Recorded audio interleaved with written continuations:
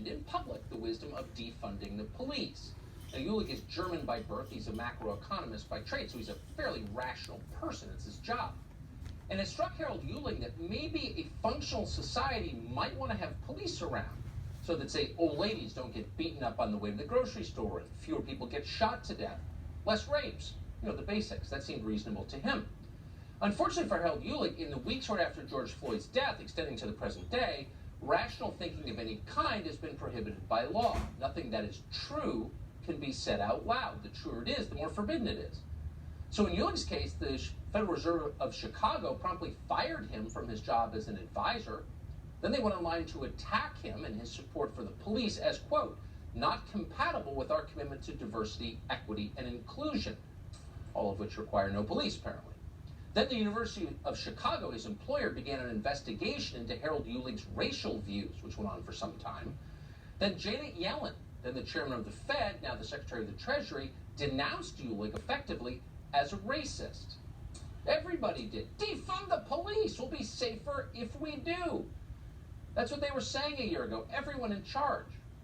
It was lunacy. And precisely because it was lunacy, no one was allowed to disagree with it. Here's the formula. The more self-evidently absurd a statement is, the more clearly untrue, the more viciously they have to attack anyone who points out that it's untrue, who dissents. Trans women are women. January 6th was an insurrection. Defund the police. It's childish. It's all so ridiculous, and no sane person believes a word of it. But until the fever of the moment passes, most people who have no power feel obligated to play along with whatever orthodoxy it is until reality reemerges, as inevitably it does, because you can't beat nature. In the case of crime, that may be happening now. The White House announced today that on Wednesday of this week, Joe Biden will outline a new plan to fight rising crime rates, which are skyrocketing, and the body counts that accompany them. Now, we haven't seen the plan. We can't know what's in it. The White House won't tell us. But we do have two fairly informed guesses for what we're going to discover on Wednesday. First, there will be no apologies.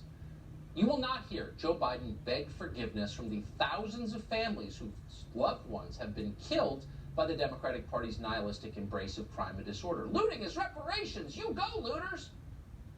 They should apologize for that. They never will. The left's ideology destroyed America's cities, but they will never, under any circumstances, admit that, ever. Instead, they will blame you. That's guaranteed. Our second guess is this. Whatever Democrats propose to fix the problems that they created will, in the end, make them more powerful. See how that works? They create a problem, and the solution empowers them. That's always the way it goes. So with that in mind, we expect Joe Biden to remind us on Wednesday who the real criminals are, who the threat is. People who didn't vote for Joe Biden, or as Joe Biden himself puts it, white supremacists. We've taken steps to acknowledge and address systemic racism and the scourge of white supremacy in our own country. Yes, force us to confront systemic racism and white supremacy. It's just been weeks since all America witnessed a group of thugs, insurrectionists, a political extremist and white supremacist violently attack the capital of our democracy. I believe we're in a battle for the soul of this nation. And the simple truth is, our soul will be troubled as long as systemic racism is allowed to persist. Yes, white supremacy is America's biggest problem. And as we've noted many times before, we still don't know, despite fervent and sincere efforts to find out, what a white supremacist is. The White House has not told us. They have refused. So as of tonight, that remains a term without definition. By the way, if you've got a definition, send it to us. We'll read it on the air. But they don't need a definition. They keep screaming, it's the greatest threat we face. So because we're highly literal on this show, we believe in language, we went searching for the numbers. Are there numbers to prove that? Because there are numbers on everything. Well, they're busy trying to create those numbers now. But for the moment, here's what we've got.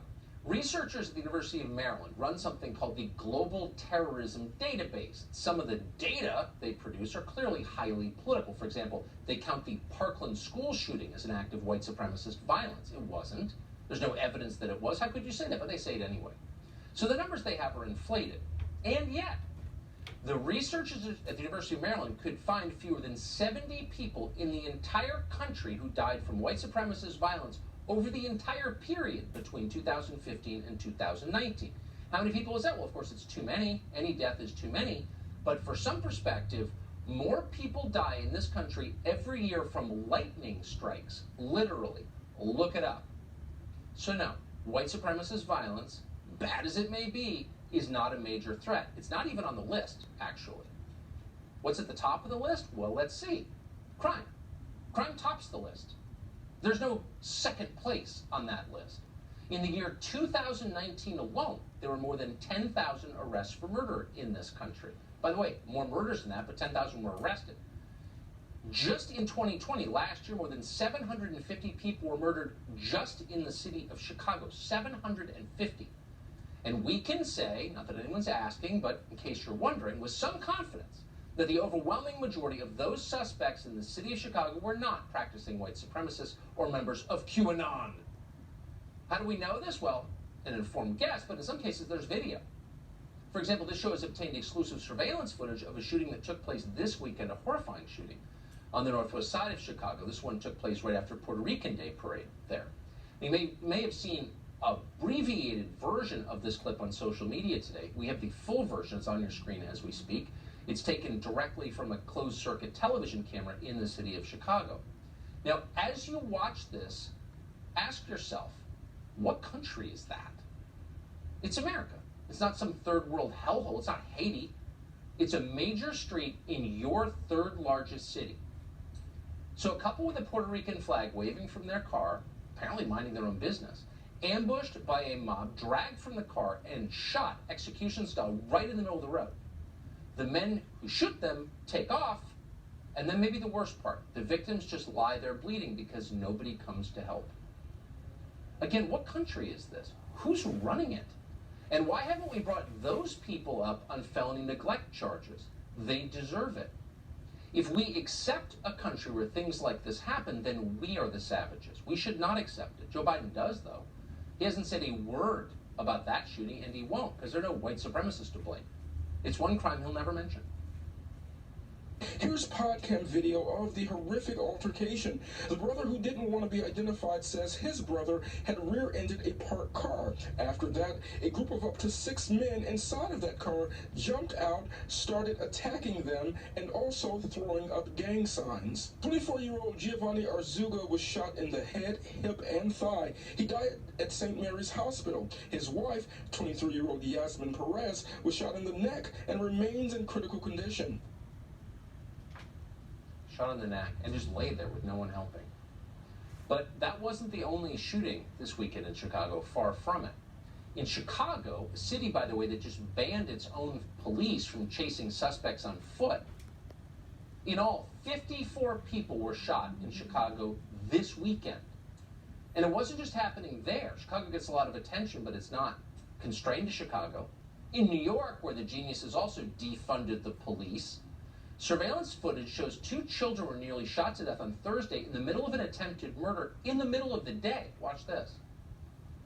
This disturbing surveillance video shows a gunman firing his weapon at a 24-year-old man, inches away from 2 young children, brother and sister, ages 10 and 5. It happened in broad daylight Thursday. The kids were walking to this bodega before they were caught in the middle of this. At one point, you can see the sister trying to shield her younger brother with her own body. So normal people watching that would say to themselves, whatever we're doing, we have to change. You can't have things like this. Innocent people are getting killed. Even guilty people are getting killed. People are getting killed flat out. And we can't have that because we're a civilized society. This is a decent nation. And the one thing you can't allow is that. And yet that's not the conclusion they're reaching.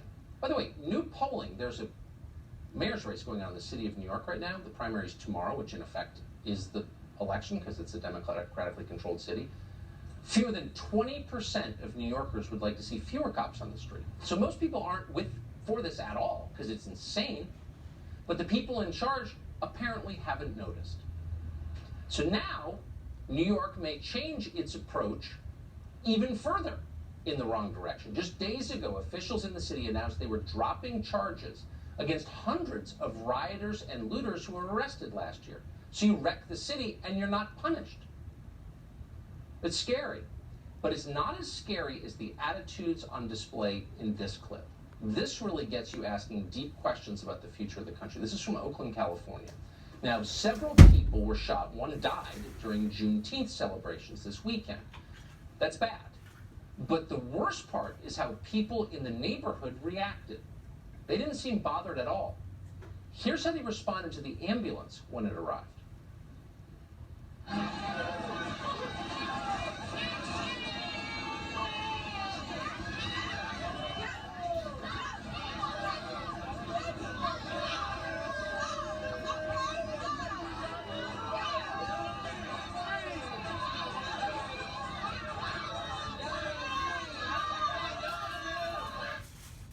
Last week, we showed you footage of people in Chicago dancing on a police cruiser, and now we have this. Sociopaths, and that is the word for them, celebrating a shooting by twerking. What kind of society produces people like that, who would behave like that? Do you know anyone who would behave like that? When you see people behave like that, you have to ask yourself, what are we as a society doing wrong? Is it no fathers? Is it the schools? Who knows what the answer is? But if we're not trying to find the answer, then we're going to be guaranteed more of it. Anyone who'd celebrate a shooting is not someone you want to share a country with. So we should fix that. Is there a more important task? Probably not. But it's completely ignored. Instead, our irresponsible, low IQ political leaders patronize us with the same mindless talking points. The same talk about gun control and assault weapons. Like AR-15s are the problem, and not our political class, which is clearly the problem. Here, for example, we could show you many examples, but here's just one. This is the mayor of Chicago, Lori Lightfoot, featured in a local news report. Tuesday, little Caden Swan was shot on Lakeshore Drive. 18 others were shot. 5 of them died. Wednesday, Mayor Lori Lightfoot said part of the crime issue is gun control. If you can go over the border in Indiana and literally buy military-grade weapons with at any quantity. CPD numbers show that crime is up. Around this time last year, there were 521 people shot. Now that number is 743. It's tiresome even to repeat it, but again, because we are literal and connected to physical reality, we feel honor-bound to tell you once more something that Lori Lightfoot, of course, knows herself. Virtually every gun crime in the city of Chicago is committed with a handgun, not with an AR-15. Virtually no crimes nationwide are committed with assault weapons. So why is she focused on assault weapons? Well, because the people who own assault weapons don't live in Chicago and didn't vote for her. So she'd be happy to disarm them. And the Biden administration, of course, feels the same way. That's why in March, the White House's lawyers argued before the Supreme Court of the United States, in a development that did not get the attention it deserved, that police should be able to enter the homes of law-abiding American citizens and seize their firearms without a warrant. No judge involved. Neither any finding of mental impairment or threat of violence or any of that. In other words, your means of self-defense belong to the Biden administration. Right. This will not solve crime. It will only disarm you. The real problems here have nothing to do with the weapons used and nothing to do with the race of the people committing the crimes. It's not a black person problem. It's not a white person problem. It's not white supremacy. It's not black supremacy. It's bad leadership by the people in charge. And it's on display all around us. Prosecutors, many of them funded by one man, George Soros, refusing to enforce the law. And the results are immediate. In the city of Philadelphia, for example, where George Soros helped elect Larry Krasner as the DA, arrests are hitting record levels, but convictions are dropping. In other words, the cops are doing their part, and the prosecutors are refusing to do theirs. Result, the city is now on pace to far exceed its murder rate from 30 years ago. 1990 was the previous high. They're about to beat it. So what happens when prosecutors do enforce the law and use it to target the people committing crimes? Well, that's the way the country used to work. And by the way, it works. And we have new academic research tonight to show that. Researchers at the University of Pennsylvania and Princeton found that gang takedowns by cops explain nearly a quarter of all reduction in so-called gun violence in housing projects in New York City after 2011. In other words, you go after the people you know are committing the crimes, and then you've got a lot less crime. The gangs are committing the crimes in these cities, particularly in Chicago. So if Joe Biden is serious about protecting children from being murdered on the street or people at the Puerto Rican Day parade from getting killed next to their car, he would go after the gangs. Oh, but he's probably not going to do that on Wednesday. He's also not going to say a word about prosecutors like Larry Krasner, funded by his friend George Soros, calling them to enforce the law. No. We also don't think he's going to call on criminals to stop twerking on ambulances in Oakland or police cars in Chicago. Those are Biden voters. The people Joe Biden is going to target on Wednesday are the ones who don't support him and live far from the collapsing cities. In other words, it's your fault. He'll tell you that. You watch.